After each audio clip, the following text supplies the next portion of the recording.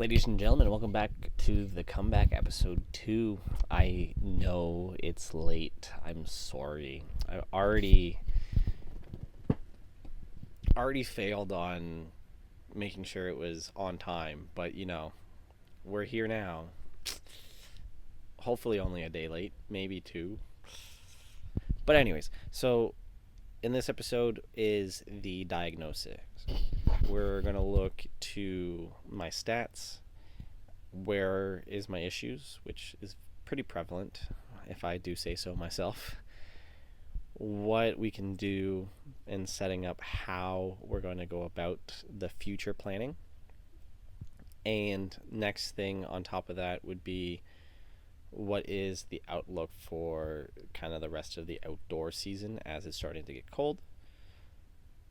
So let's get into it. Looking into the shot pattern app, I have the rounds on here. Specifically, you see at the top it says February 23rd. I didn't play any rounds in February, and October 1st. So I'm taking out of the previous round I played, which is in week 3, so that I want to take that out of the equation. So over the course of 11 rounds, my total strokes gained is negative 2.3. On approach play, it's negative 3.1. Short game is 1.9 negative, and then driving and putting are all positive 1 and then 1.7. As we're looking here, the scoring average is 76.5, 4.9 over par. It says 66 to 81. I don't know why it says 66. Apparently, I shot a 66 at Roseland and shot strokes gain data of negative 3.5. That is not true. I think that was an 80 that round. But anyways, so the numbers are kind of skewed a little bit apparently. Par 3 scoring average is 3.6. Par 4s is 4.3, and par 5s is 4.8. I've been doing really well on par 5s in the sense of I'm making a lot of birdies, and I'm also making a lot of eagles. I can count back. There was 3 rounds that I had where I made at least one eagle on a par 5, which is pretty damn good. But there's also been cases where I've made bogeys and doubles, and like as we go down to the score killers, double bogeys on par 5s, 3 putts, 2 chips. So I'm averaging about 5 round killers, which is not great. Driving accuracy at 31% is not terrible, because realistically, if I'm in the rough and I'm at 100 yards, it's better than being in the fairway at 150. I'm 5% for big misses. I haven't had a penalty off the tee, which is thankful. And then my strokes gained driving is about 80%, and then in play is 95%. There's some times where I hit it so far offline it's still in play and it's not a penalty, but I just have to recover. And we're looking at approach play now. Approach play, we're looking at greens and regulation is at 47%. That needs to increase tenfolds. I want to see it at about 60% to 60 to 70%. I know I'm going to miss greens, but I want to shoot for a high target, because I need to increase that in general. Not hitting it that close to the hole. That being said, look, inside of 30 feet from the hole, I'm at 29%. If I hit a green, I should be inside of 30 feet. That's kind of greens are most of the greens I play on are very small. So if I hit the green, I should be inside of 30 feet. Inside of 8 feet, I'm at 4%. Again, that would be the makeable birdie area is like 10 feet and in. Obviously, if you're looking at it stats wise, anything outside of 9 feet is less than 50%. Just to keep numbers even and round, I will kind of say it would be nice to be inside 10 feet. Or makeable birdie looks or good birdie chances, I would say, is like the 10 feet mark. If not, like realistically, a 20 footer is going to drop every once in a while. A 15 footer is going to drop. Stuff like that's going to happen. And I think that's where I'm gaining a lot of the strokes in my putting, is I have like these long putts that are not expected to make, and I end up making them. In the grand scheme of things, I shouldn't be giving myself 15 footers for par type thing. I should be giving it a little bit of a better putt or a better look at par, stuff like that. So if we look inside of 100 yards, so this is where I should be like dialed in. I am 23 for 38 on greens regulation. I am negative 0.5 strokes gained, and I have a proximity of 27 feet. That is not very good. Now we look at 101 to 150. 101 to 150 is still kind of a wedge range because 150 is my 9-iron club. So if we're looking at it in that sense, the Tiger 5 rule is no bogeys with a wedge in hand. So this 105 or 150 yards and in, I should be having strokes gained data. I should have more strokes gained. As we're looking into this, you see I'm 26 for 56 on greens and regulation. I am negative 0.6, and then proximity to the hole is about 47 feet. And then from 150 to 200, I'm 12 for 53 greens and regulation, and then 0.8 and 60 feet is the proximity to the hole. And from 200 plus or 201 plus, I'm 4 for 36, 0.3 strokes gained, and a proximity of 113 feet.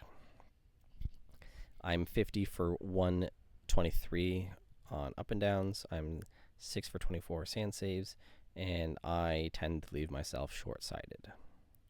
So average over the course of my rounds, total putts is about 30. I'm averaging 0.73 putts, which is really good for me and my a tendency to hit the putts too hard and pace control being an issue. From inside 3 feet, I'm almost perfect, 70 for 71. For the 3 to 6 feet, I'm really close to being, I'm 93%. From 6 to 9 feet, I'm at 68%. And then 9 to 15, I drop to 27%. So it's not bad, but not great type thing. And then I'm 0% from plus 40 feet, which is like not really acceptable, but definitely very average. If we look at the rounds, you saw the St. Thomas rounds. If we go back, it says I'm 66, but I shot 80 something. With like negative 3.5, negative 1.9, like driving off the tee. This was a poor day driving, but like for the most part, every single round I've played and I've kept strokes gained data for, I have gained off the tee, minus this one. So I have 2 rounds where I don't gain off the tee, but I don't think I have a single round. Oh, Fire Rock, I had a gained shots on approach play. Everywhere else, no shots. No gain, no shots. And then, like, thinking to it in my head, like, I should shoot a 76, gain 5.3 shots in total on driving and putting, but then my approach play is given all the shots I've gained right back. That's not good. And then when we talk about this data here, I'm going to mention that this is against a scratch golfer, because a little bit later we're going to look into my variable practicing data next week. We're going to look into it, and using those strokes gain data, it's comparing me to a tour pro.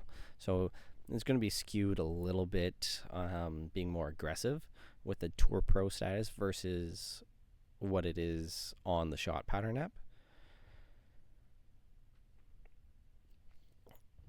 But as we're going to go into this video further, we're going to look at my swing, what has cost me, and where we're at. So to see where we're at, we're looking at 3 different golf swings. 2 of them are bad ones. One's a good one. Let's start with the worst out of the 3, and this is a complete shank. I'm going to play it in real time for you first, and then we're going to break it down a little bit.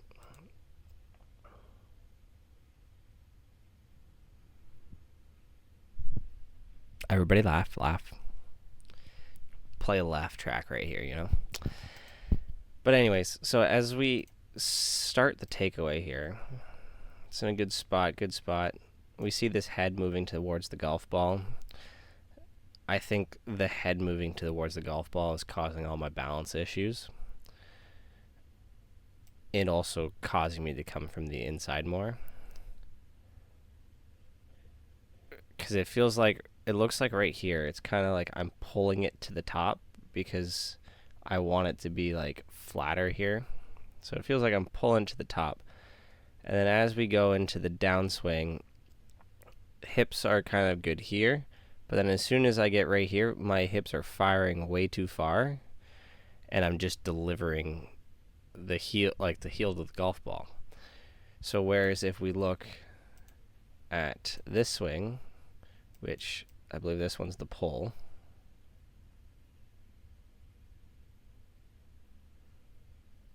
Nope, that's the good one. This one's the pull. So if we look at the pull,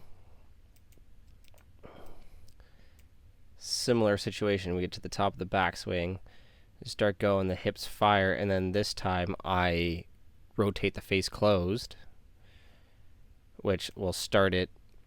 So if this would be like the center line, right here would be about the center line.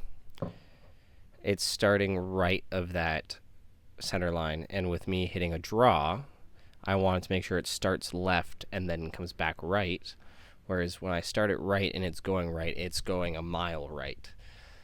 So I feel like we need to quiet down those hips a little bit, which that's what we're working on in week 4, is quieting down the hips and feeling like this hip movement is more smooth and like silky instead of like backswing go. Because like it's great to be aggressive to the golf ball, but it's causing me imbalance, and it's also causing me like poor strikes because this one's a pull, and then this one's a shank. Like shanks and pulls are going to happen, but when I have a video from the exact same day about 5 minutes apart and I have a pull and a shank, there's more issues than it's just like a random occurrence. And considering the fact that I've hit a lot of shanks this year and I hit a lot of pulls, it's my golf swing that's causing those things. But if we look here at what I would classify as a good swing, takeaway's good. That hip transition, it's a lot more smoother. Like, it's not as aggressive. The hips still flare out and I square the club up, but it starts left of that target line and then it comes back in. That's what we're looking for, is the start being left and come back right. So like this is what I would classify a good swing right now. It's not perfect. I wouldn't even say it's great. It's working there. If we can replicate and repeat this swing, we'll be set up in a good spot. As we look into our Golf Canada data with like all the rounds in there, those rounds you see a lot more of these swings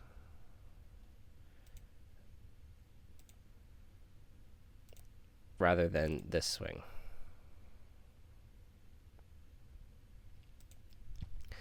So let's head on over to Golf Canada app and look into it. Welcome to the Golf Canada app now. So we're looking, here's my handicap. We're at 4.2 with a low index for the year of 4.1.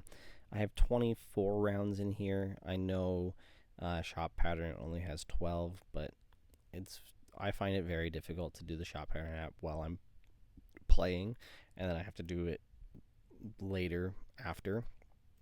And when I don't play well, it's very hard to like want to sit down and look at it. So as we see here, we got St. Thomas, we got Essex Golf and Country Club for those 2 rounds in October. Those 2 rounds are kind of part of the series, so we're going to talk about that in week 3.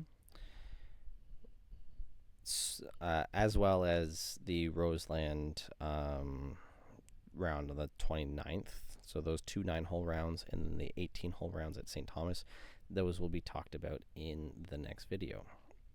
So if we look back, September 8th or 18th and September 17th. So the 17th I played by myself on the back 9.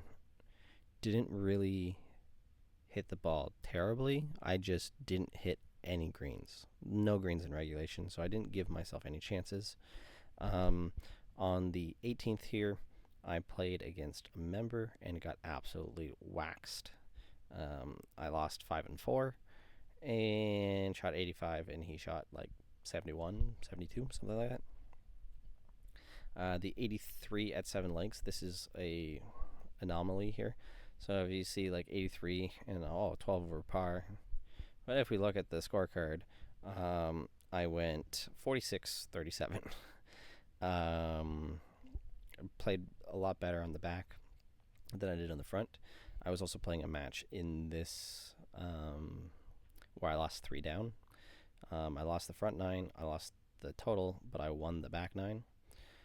Some of the videos that we're going to see of me like talking about my swing and decision making on the golf course is going to come from this video, this round specifically, because we recorded it and we're going to post it as a match. But then I was like, I'm going to add this into this series. So what's going to happen is we're going to go through some of the videos from this round, talk about the decision making, what happened, what went wrong, and go from there. And then later, at a later date, I'm going to put it all together, and we're going to have a 2-part match play video where I win one match and he wins another. As we go back throughout the year, you see like I'm kind of hovering that like mid 70s to the low 80s type thing, mid to high 70s to low 80s for most of the year. Like I played well at some points, played terrible at other points. It's just a big mix. If we look at the stats here, I don't really keep track of the stats on here as much. I just kind of go through it type thing. This one right here was a weird round because I shot even par on the back 9 and shot 41 on the front for a nice 5 over. That one was a good round for the back 9, which was what we started on. So altogether, it kind of matches what shot pattern is telling me is approach play is terrible, wedge play is terrible, putting's all right, and off the tee is fine. there's some issues I do notice with being off the tee is like I'm not actually putting myself in spots to hit an approach shot. That I'm hitting a lot of recovery shots, or the risk reward type situation is not there in favor of going for the green type thing. We're going to look at some TrackMan data, which is... Okay, welcome to TrackMan and the TrackMan Combine. I did one of these on October 3rd, so technically week 3 for the series, but this is the starting point. This is our starting numbers where it's 56.2, handicap 14. If we look at the numbers up top here, 60 yards and in, 70 yards, 80 yards, 90, 180. Those ones are terrible. And the driving too on this one was pretty bad. But the driving one we are going to look at and be like, I mean, I just didn't put myself in play on those ones. But like 70.9, 79.3, 58, so 60 and 60, and then 67. Like those are, I'm okay with those. And if we look at them, the only one that is not a full club is the 100 yards.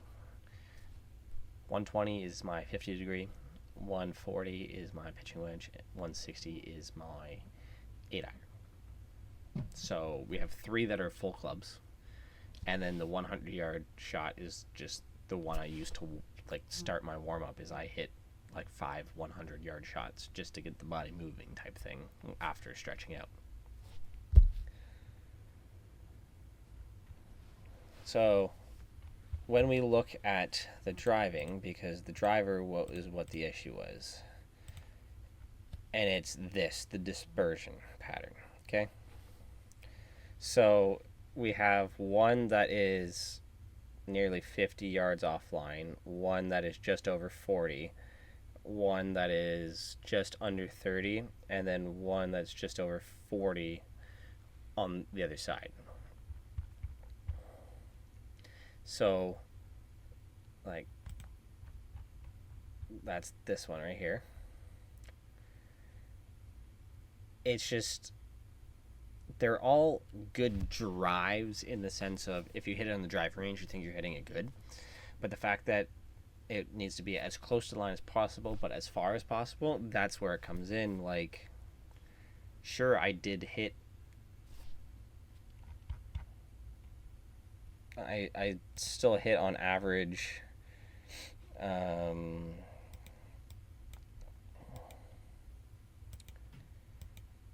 like, where is it?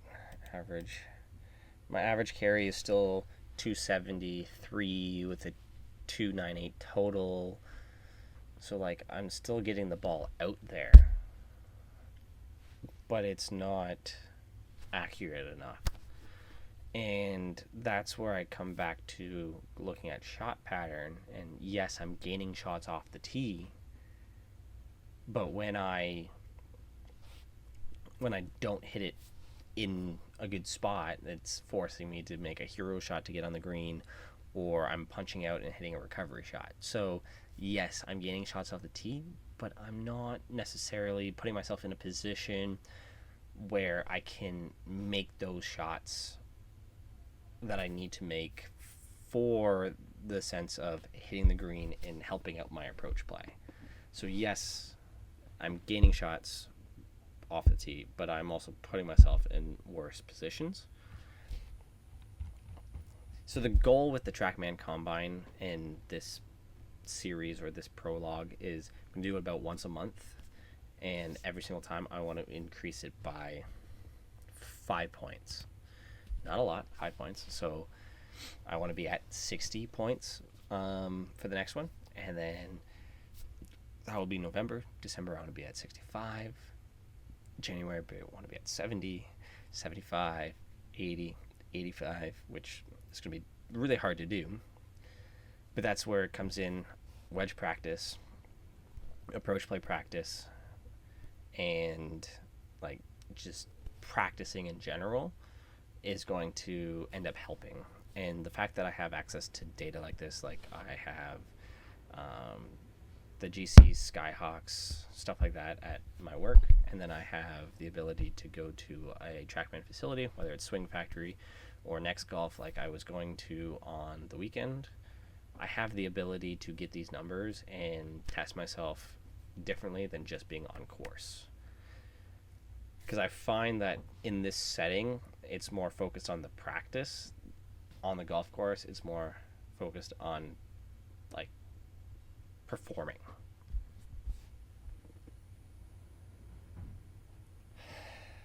I was going to sneeze.